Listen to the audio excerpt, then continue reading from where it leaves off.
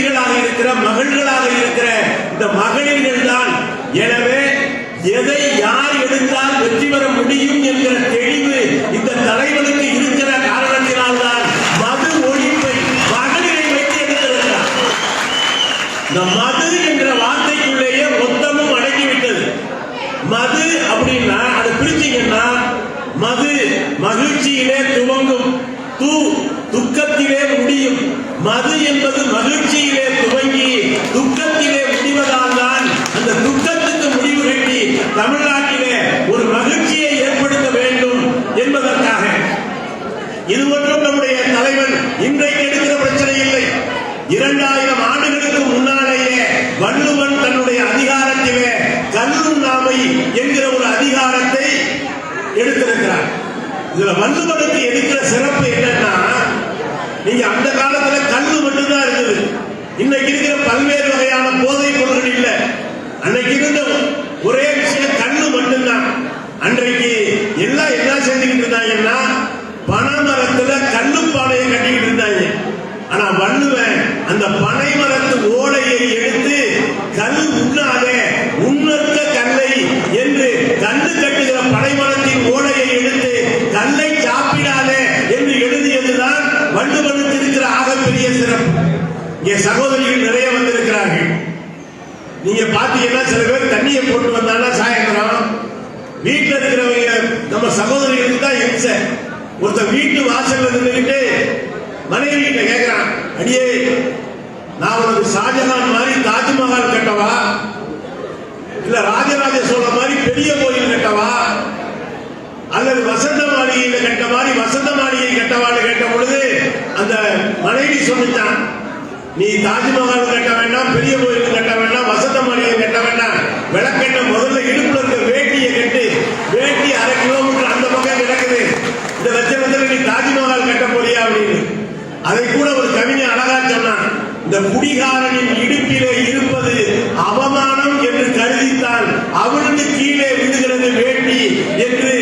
அந்த குடிகாரன் கட்டியிருக்கிறதே நமக்கு அவமானம் நினைச்சுதான் வேட்டி கீழே விழுகிறது என்று கூட சொன்னார்கள். நீங்க சில சமயங்களில் நல்லா அதிகமா பேருந்துல பயணம் பண்றவன். ஒரு முறை ஒரு கட்சி கூட்டத்துக்கு போயிட்டு திருமங்கலத்திலே இருந்து பெரியார் பஸ் ஸ்டாண்ட் வரணும். ஒரு நண்பர், அவருக்கு குடிகாரன்னு சொல்லக்கூடாது, கொரோனா காலத்தில் அவருக்கு வழங்கப்பட்ட சிறப்பு பட்டம் என்னன்னா மது பிரியர். மது பிரியர் ஒருத்தர் பக்கத்தில் வந்து உட்கார்ந்தார். திருமங்கலத்தில் வண்டி எடுத்த உடனே கேட்டார், இது என்ன இடம் அப்படின்னார். நான் சொன்ன திருமங்கலம் அப்படின்னு. இருக்கட்டும் அப்படின்னார். இல்ல திருமங்கலம் அவரை கேட்டாங்க இருக்கு. கொஞ்சம் தூரம் பஸ் வந்துச்சு. இது என்ன இடம்னார். திருநகர் அப்படின்னு.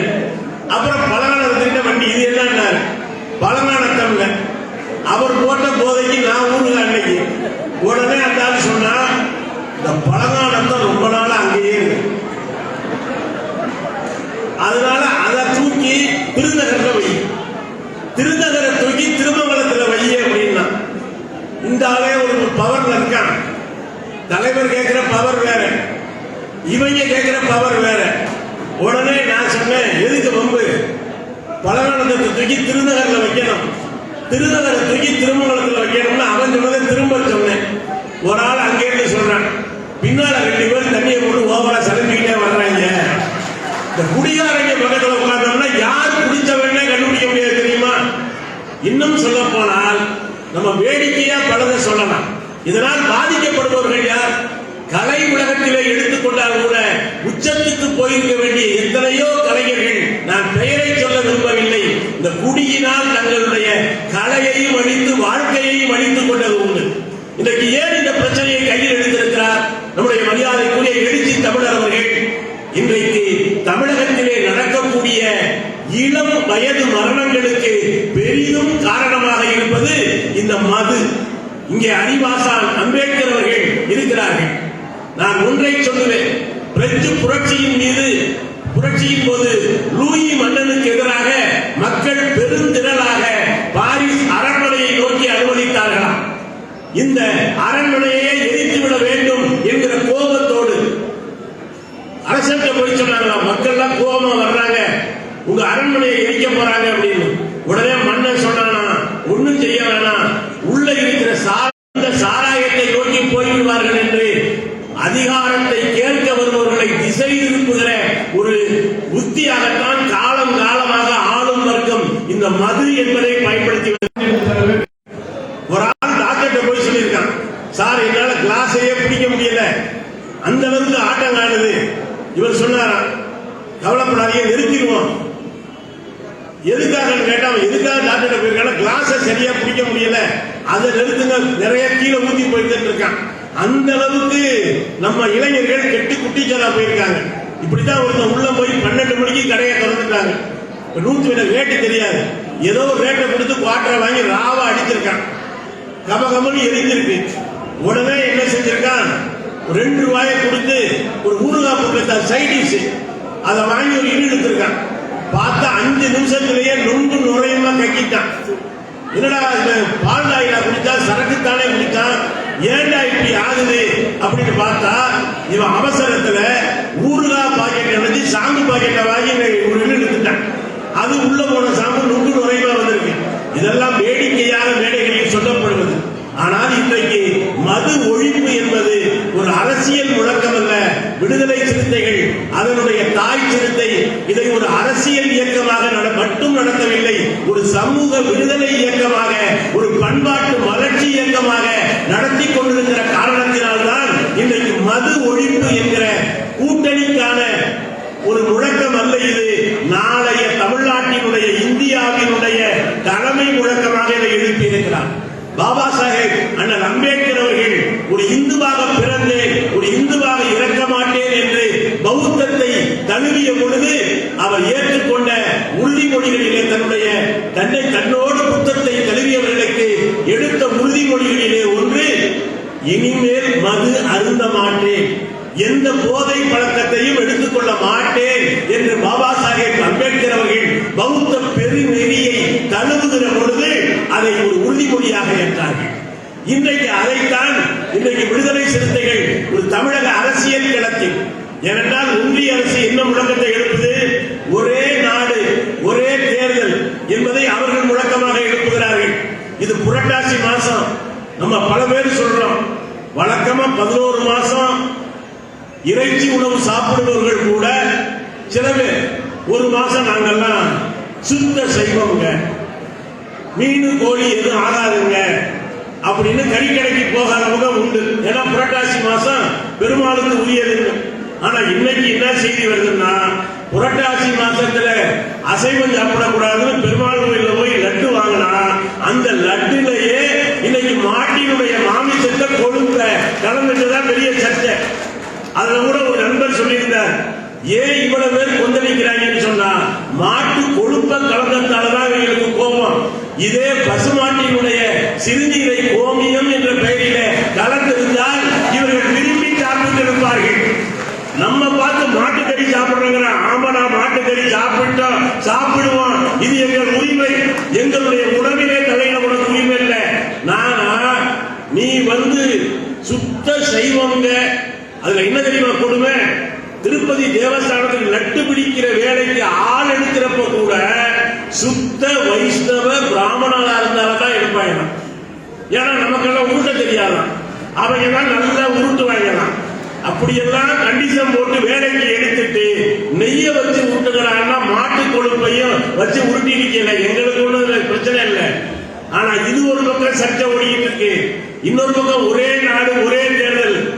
ஏன்னா இங்க உட்கார்ந்து இருக்க தலைவருடைய சிறப்பு என்னமா, உங்க தலைவர் நான் வெளியே இருந்து பார்த்து சொல்றேன், இவர் இன்றைக்கு எதை உச்சரிக்கிறாரோ அதை தமிழ்நாடு நாளை உச்சரிக்கும் என்ற அளவுக்கு அரசியல் களத்தில் மது ஒழிப்பு என்பது ஏன் பேசப்பட வேண்டும் என கூட்டணி கணக்குக்காக அல்ல, நாளைய தமிழ்நாட்டினுடைய இளைஞர்களின் ஆயுள் கணக்கு கூட்டப்பட வேண்டுமானால் இந்த மது என்ற இந்த அரக்கன், ஒரு மணிவிழா நாயகர் பொதுவா சொல்லுவாங்க, எனக்கு நான் 60 தாண்டிட்டேன், அவருக்கு நான் அண்ணன் தான், ஆனா அரசியல் அவனுக்கு ஒரு குருமாரி, அது வேறு விஷயம்.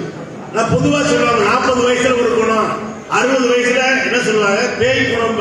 ஆனா மணிவிழா நாயகர் மது என்கிற பேய்க்கு எதிராக இன்றைக்கு ஒரு பேரிகையை உணர்ந்துகிறார் என்று சொன்னால், தயவு செய்து இது ஒரு மிகப்பெரிய சமூக மறுமலர்ச்சிக்கான ஒரு முழக்கம். இன்றைக்கு இந்த புழக்கத்தை தமிழ்நாடு பேச துவங்கி இருக்கிறது என்று சொன்னால் இன்றைக்கு ஒன்று நாளைக்கு எந்த தேர்தலும் கிடையாது. ஆனால் அரசியல் களத்திலே எது விவாதிக்கப்பட வேண்டும் என்பதை அஜெண்டாவை பொதுவா சங்கிகள் தான் செட் பண்ணுவாங்க. ராமர் கோயிலே அல்லது ஒரே நாடு ஒரே தேர்தல், வக்ஃபு வாரிய சட்ட திருத்தம், இவருக்கு இருக்கிற சாதுரியம் அரசியல் இவருடைய கணக்கு என்னன்னா, நான் அஜெண்டாவை செட் பண்றேன், நீ பேசு என்று சொல்லி இன்றைக்கு இருக்கிற எல்லா கட்சிகளையும் மது ஒழிப்பு சாத்தியமா இல்லையா? ஏனென்றால் நான் கூட அவருடைய விழுப்புரத்திலே தோழர் திருமா பேசியதை கேட்டேன். ஊரல் சாப்பிட்டு பல பேருடைய வயிறே ஊரல் பானை மாதிரி ஆயிடுச்சு. ஊரல் பானை மாதிரி கிட்ட வந்தாலே அவ்வளவு வாடை அடிக்குது. இங்க ஒண்ணு இல்ல, வள்ளுவ என்ன தெரியுமா சொல்றான், இந்த குடிச்சவங்க போய் புத்தி சொன்னோம்னா அது அந்த நேரத்தில் எதுவுமே புரியாது. நமக்கு அவன் புத்தி சொல்லுவான். பல பேருக்கு இங்கிலீஷ் தெரியாதவங்க இங்கிலீஷ் பேசுறத அந்த நேரத்தில் தான் ஒரு புது வகையான மொழியெல்லாம் கண்டுபிடிப்பாங்க. இன்றைக்கு உண்மையிலேயே சிந்திச்ச மொழி வெளிக்கொணரப்பட்டதனுடைய 100வது ஆண்டு இன்னைக்கு. அது வேறு விஷயம். ஆனா ஏன் தெரியுமா அந்த பெண்களை வச்சு நடத்துறாரு, ஏன் பெருமை பண்ண தெரியுமா? இந்த சொர்க்கம் பற்றி கற்பனை பண்ணதெல்லாம் யாரு நினைக்கிறீங்க? பெண்கள் கிடையாதுங்க, ஆண்கள் தான். சொர்க்கம்னா எப்படி இருக்கும்னு கற்பனை பண்ணது பூரா ஆண்கள். அதனால சொர்க்கம்னா இவன் என்ன நினைச்சுட்டு இருக்கான் நம்மால் பூரா. சொர்க்கத்துல என்னடா இருக்கும்னா சோமபானம் சுறாபானம் இருக்கும். சோமபானம் சுறாபானம்னா தெரியுது இல்ல, நம்ம டாஸ்மாக் கடை அங்க இருக்கும்னு அர்த்தம். இன்னொன்று அடுத்த சொர்க்கத்துல என்னடான்னா திலோத்தமை, ரம்பா, ஊர்வசி இவங்கெல்லாம் டான்ஸ் ஆடிக்கிட்டே இருப்பாங்க. இந்த ஆண்களுடைய அழுக்கு சிந்தனை என்ன தெரியுமா? சொர்க்கம் பற்றி சிந்தித்தால் கூட மது இருக்கும் மாது இருக்கும்னு தான் சிந்தித்தான். ஆனா உண்மையிலேயே சொர்க்கம் என்ன அப்படின்னா, வீட்டில் இருக்கிற என்னுடைய சகோதரிகளுக்கு என்னை பெற்ற தாய்க்கு தெரியும், ஒரு புருஷன் சாயந்திரம் வீட்டுக்கு தண்ணி அடிக்காம வந்தா அதுதான் அந்த வீட்டை சொர்க்கமாக மாற்றும் என்று தெரிந்து வைத்திருக்கிற காரணத்தினால்தான் பெண்களை முன்னிறுத்தி உண்மையிலே நடந்ததுங்க. ஒருத்தர் சாயந்திரமான பார், அரசு அனுமதி பெற்ற பார் அப்படின்னே போட்டிருப்பாங்க. அதுல ஒருத்தர் தண்ணி அடிக்க போயிருக்கான். ஒரு சின்ன பையன், ஒரு 6ஆம் கிளாஸ் படிக்க வேண்டிய 12 வயசு பையன். அவன் இந்த தண்ணி பாக்கெட்டு, சரக்கு, சைடிஸ் எல்லாம் கொண்டு வந்து வச்சிருக்கான். இந்த தண்ணி அடிக்க போனவனுக்கே மன சங்கடப்பட்டு போச்சு. தம்பி, நீ பள்ளிக்கூடத்துக்கு போய் படிக்க வேண்டியவன், இப்படி பார்ல வேலை பார்க்கறிய, இனிமே இங்கெல்லாம் வராதையா, பள்ளிக்கூடத்துக்கு போயான்னு சொல்லி இவர் தண்ணி அடிக்க போனவர் அவருக்கு அட்வைஸ் பண்ணியிருக்காரு. அதுக்கு அந்த பையன் சொன்னானா, ஐயா நான் இங்க வறுமை காரணமா தான் இங்க வர்றேன், நீங்க என்ன இங்க வராதுன்னு சொன்னீங்க, நான் உங்களை கேட்டுக்கிறேன், இனிமே நீங்க தயவு செய்து டாஸ்மாக் பாருக்கு வராதீங்க. ஏன் தெரியுமா? எங்க அப்ப உங்களை போலவே டெய்லி இங்க குடிச்சிட்டு செத்து போனதாலதான் குடும்பத்தை காப்பாற்ற வழி இல்லாம நான் இன்னைக்கு டாஸ்மாக் பாருக்கு வேலைக்கு வந்தேன். நீ இங்க என்ன என்னை போலவே நாளைக்கு ஓம் பையன் டாஸ்மாக் பாருக்கு வேலைக்கு வர வேண்டி இருக்கும், எனவே நீ வராதையா அப்படின்னு சொன்னான். எனவே நான் அதிக நேரம் பேச விரும்பல.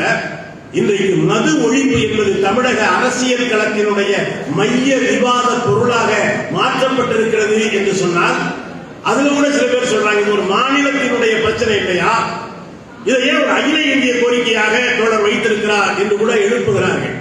நீங்க நல்லா தெரியும், நம்ம தமிழ்நாடு வித்தியாசமான மாநிலங்க.